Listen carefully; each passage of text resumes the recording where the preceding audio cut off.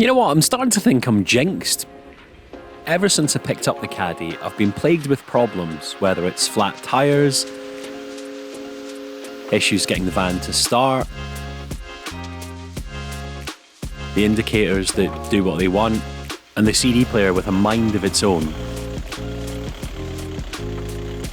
The wee bits of rust, well, I can't really class that as being jinxed, that's more just annoying. But it's time to start tackling some of these issues. And it's also a good excuse to go and visit some of my friends. Now, you might get sick of seeing the coast road, but first stop was up to Cruden Bay to go and see my pals Gina and Maciek. 12 seconds later. As lovely a part of the world as it is, the weather genuinely does seem to change this quickly. So we chucked the van into the shed to try and get through some of the problems.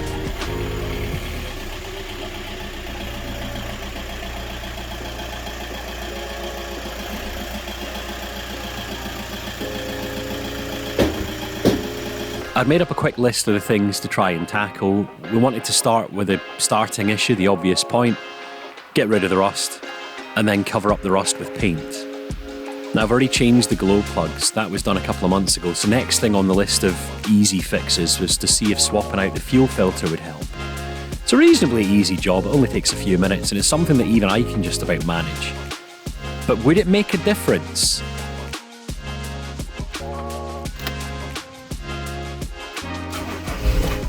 Oh, nearly. Turn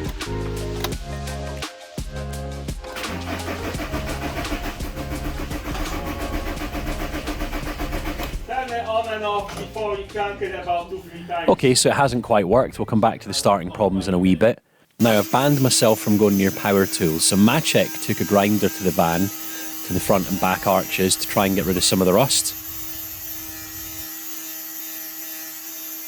We then put on some rust treatment, brushed on some hammerite, and then I prepped the panels for a quick dusting of VW white. It doesn't have to be a perfect finish.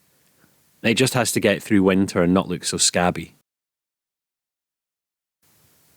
I think our mindset was very much, well, you know, if it looks good from a couple of metres away, and it does, so that's something.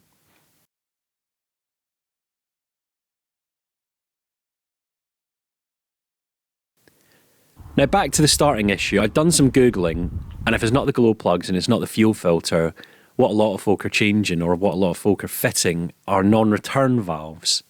We're kind of hoping this might solve the van's issues. You know what's really annoying is after all that, we thought we had the issues sorted. We thought those little non-return valves would do the trick, but back to square one we go. The morning after we fitted that, I'd parked her uphill. She took her into town, and it was only when I went back from a meeting I'd parked on a flat bit of road, and it was back to just cranking and cranking and cranking. So the non-return valve's either on the wrong pipe, which is a possibility, or it's, worst case scenario, something else. So we're down to just 2 or 3 options now. It could be the fuel pump in the tank itself. It could be the lift pump at the side of the block, which we're really hoping it's not, because that's not going to be a cheap repair. Doomsday scenario, the injectors have failed, but there's no evidence that that's the case. She's not drinking too much fuel, she idles fine. I'm still optimistic, still crossing everything that it's not the injectors, but, well, we don't know. It's back to the drawing board, I guess, so we're going to end it there for now. We're still not really any further. The one thing we did manage to tackle was a bit of the rust, which is something. I need to go and start packing. I've got a mate's wedding down at Loch Lomond to go to later on this week, and I have been on an adventure which I'm just finishing up at the moment. So once I finish packing, I'll maybe try and get that one finished. So I'll catch you soon. As always, if you've got any ideas as to what the problem is, hopefully something cheap, hit the comment section down there. If you haven't already subscribed, please do. I'd really appreciate that. And I'll catch you soon.